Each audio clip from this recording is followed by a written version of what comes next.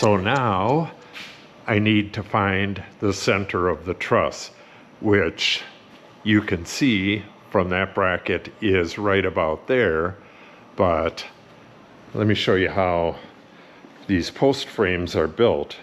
The columns are 3 2x6s in this case, which are right here, and the truss sits right in the middle. There's a saddle joint up there, and the truss is right in the middle. And you can see that that raised part is nearly in the center, but it's off to the right there. So what I did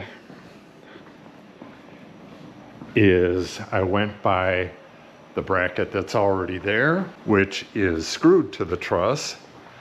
And like I said, it comes a little bit on this side of the raised part and a little more on that side. So I use a stud finder. It's kind of hard to do on this, but after some jiggling around and stuff, this is what I came up with. And then we're going to want to go down to the line, which is going to be over here somewhere. So let's find out where our duct is running through this way, and then we'll figure it out this way. And I'm going to have to shim this up because I don't want to screw it right to this raised part right here. I want to put some padding on either side, and then we're going to pad the whole back. I'll show you that stuff in just a minute. Let's drop our plumb and find out where our duct comes through. All right, we got a magnet holding the line up there, and we are about a ½ inch east of the line. So I'm going to go move it over a little bit, and then once we have this figured out, it should be fairly easy. Okay, that is dead on the money. Now, I just need to transfer a little tick mark up there and then figure out exactly where the center is going to be according to that bracket and the lines I put on there earlier. And then we're going to cut some of this stuff. Normally, I'm just going to cut a piece to fit the whole back, but in this case, like I said, I'm going to cut a couple strips for either side of that little ridge, and then a full piece for the back of the mount, and then we'll get that mount in place. A lot of what I'm doing is specifically for a metal ceiling in a post frame building. So if you have a different kind of a ceiling and a different kind of a building, then you may want to do it different. But these mounting brackets are really nice. I don't know, I think a scissors is going to work better on this.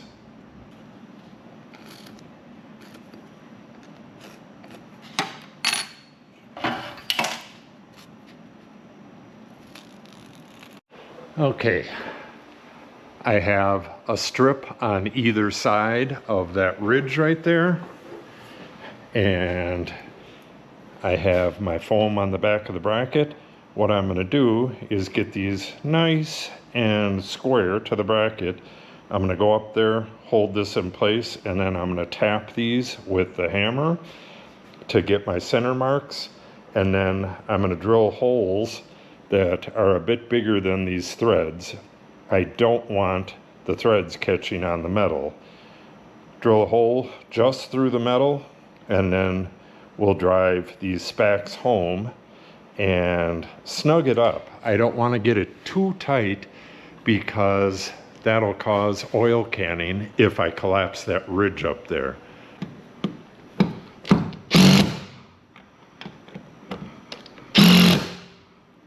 Okay, it's just a smidge crooked. The spacks going up into the southern yellow pine right there. Southern yellow pine is a really weird wood, It's got really hard wood and softer wood. So when you put a screw or a nail into it, it wants to follow that softer wood. But that's not going to matter at all.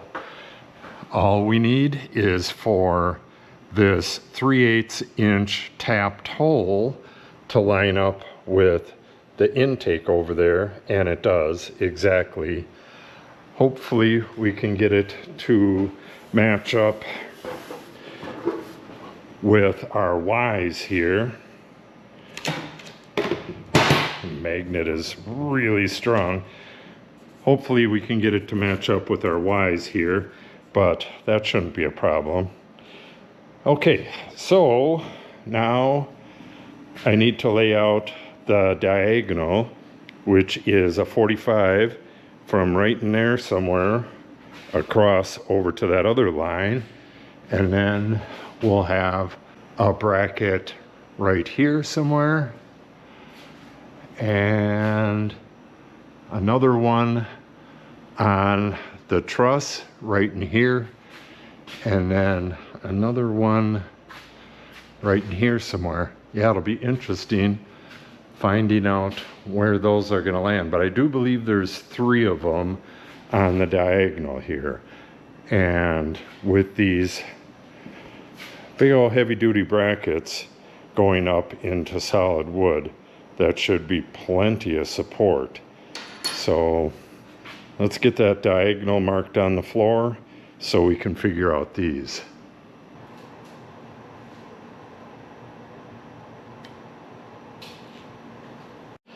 Okay, I have dimensions to these drops, but they're from the walls, and I should have dimensions right from this intersection right here.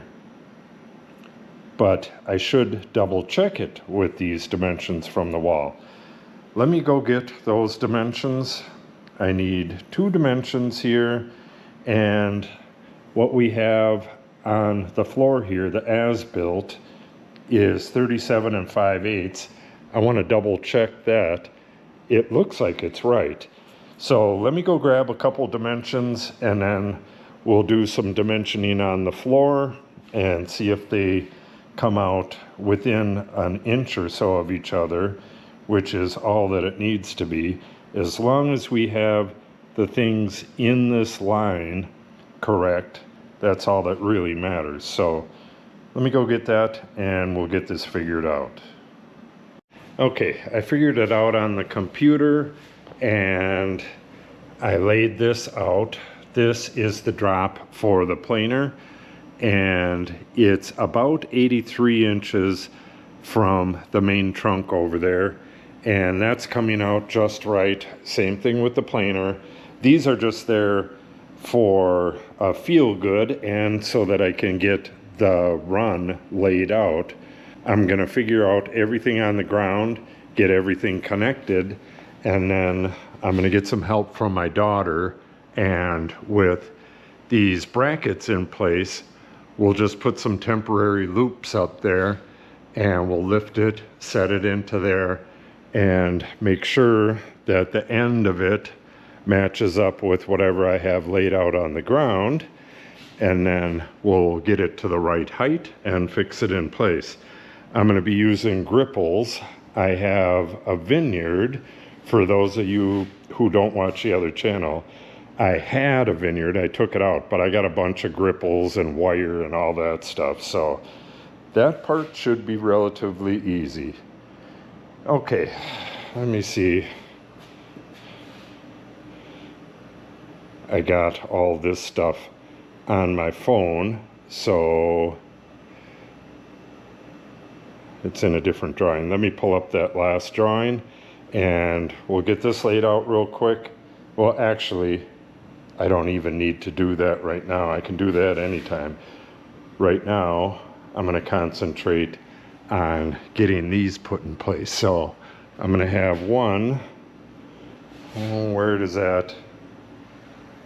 It's going to be kind of close to my electric box, but I don't think it's going to interfere with it.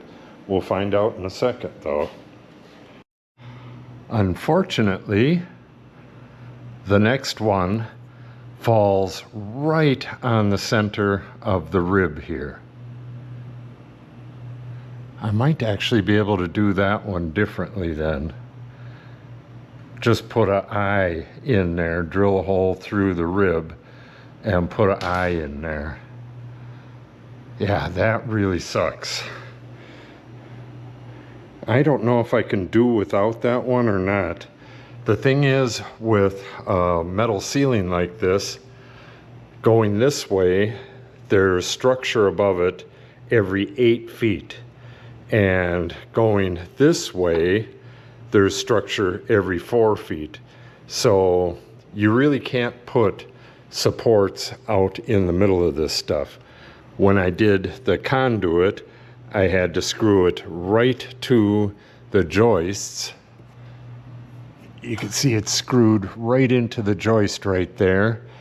And that one right there, where it doesn't go into a joist, I had to do some extra beefing it up by connecting these two ribs together.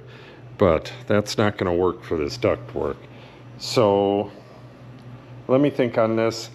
I might make a bridge piece that goes from this rib to this rib.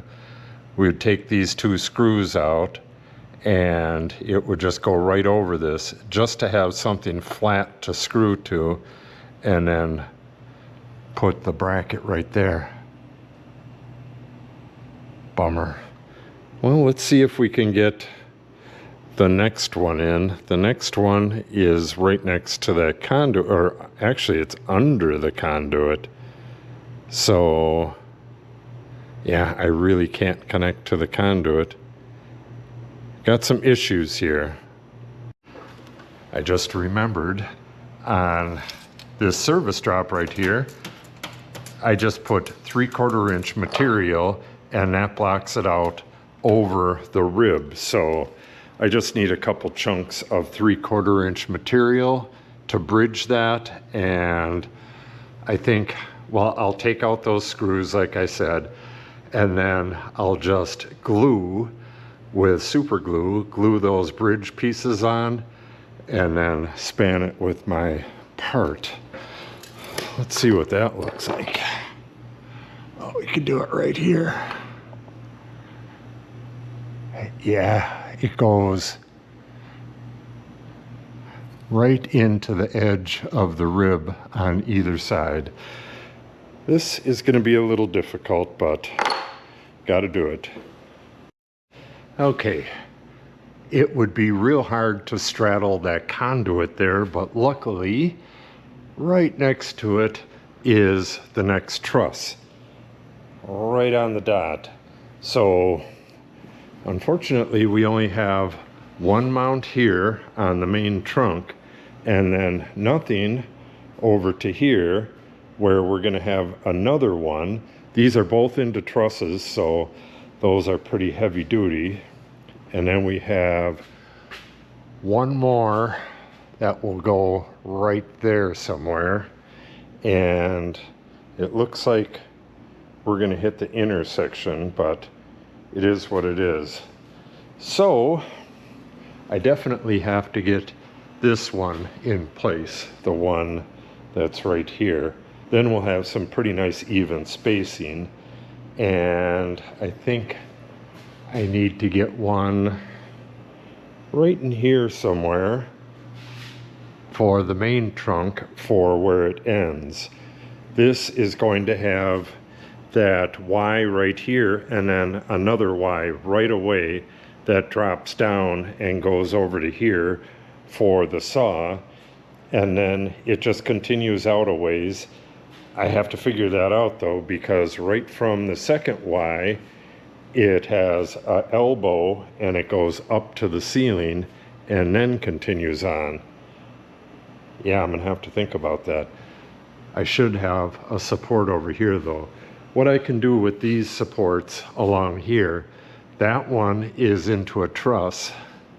Well, actually, the truss is right there, so that would put it right there. Yeah, I can just run this however long it needs to be, and then just end it at the truss here.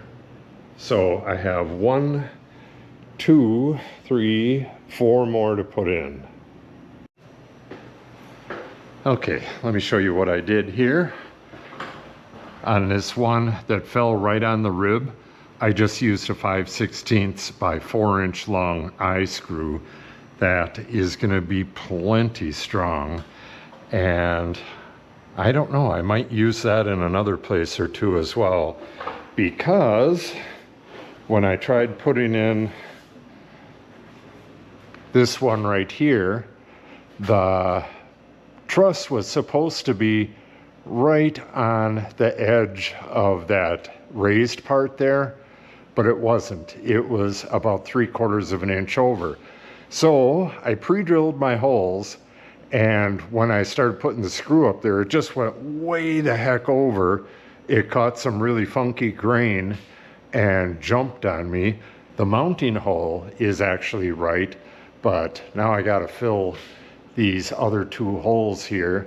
I'll just do that with some tin and some super glue. Not a big problem there.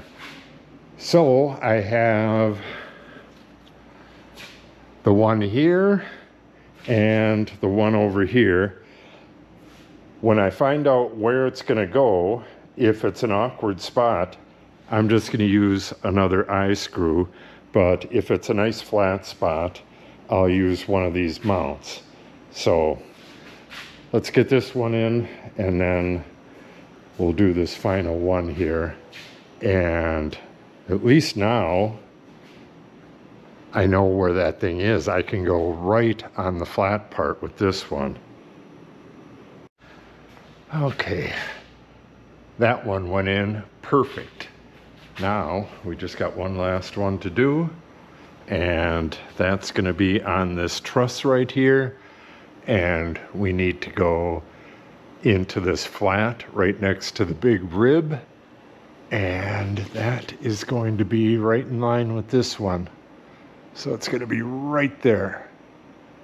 All right, I got my plumb bob hanging for the last one.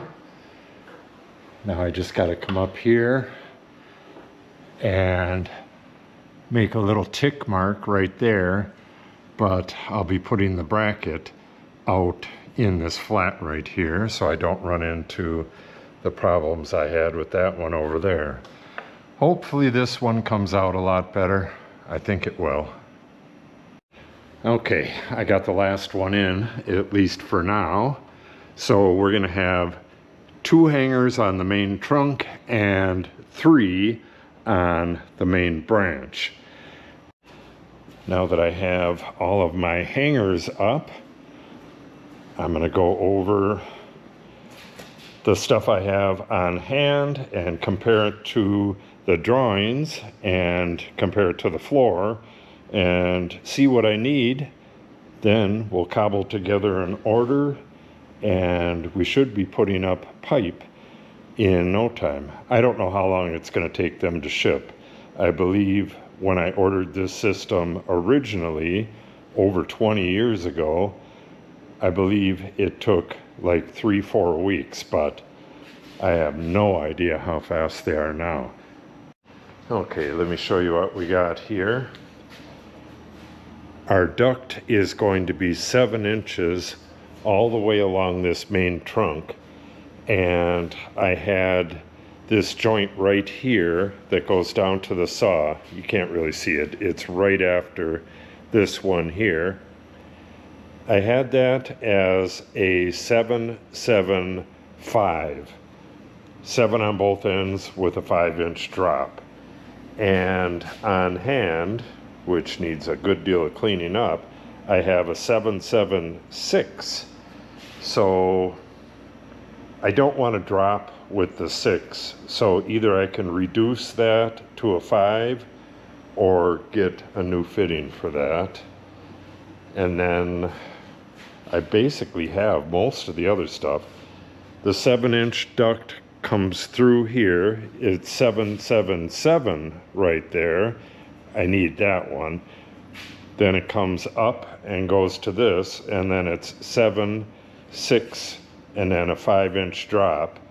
So now we're at 6-inch duct over to here, And then this one is 665. 6-inch continues and the 5-inch drops. And then the 6-inch will go around the corner, and then either it'll drop and then change to a 5, or I'll do the transition up here somewhere. So I just got to figure out how I want to do this. I don't know if this is going to work, but I may use that I may use all of this stuff somewhere else, because I'm going to have, like I said, this trunk's going to go out, and then I don't have it completely figured out, but it's going to be near the panel over here. The sub panel will be on the wall back here, and I don't want to go too far from that, and I'll have a small island of tools. So I'll have a branch from there come over to here and then drop down, and hopefully catch all of the tools in this area. I'm going to have the drill press, the shaper, the bandsaw, and probably the mortiser all in an island right here. I still have some work to do on the drawings for that. So I will probably use this 776 and right in here somewhere change over to a 6-inch duct, and then go down and then have a bunch of 5-inchers down there. Okay, so I believe I have it figured out, and my hose for here and some more of this 5-inch flex. This, I believe, is the only stuff I have right here, and I need one at each machine. I'm gonna have to figure something out for this. Contractor saws like this are not made for dust collection, but I had a dust collector on my previous one and it worked okay. It wasn't that good, but it worked okay. At some point, it'd be nice to get a new saw, but that's not in the plans anytime soon, so we'll have to work something out for this. Okay, so I believe I have everything figured out. I'm gonna make my order at Oneida, and pretty soon we're gonna have this up and running.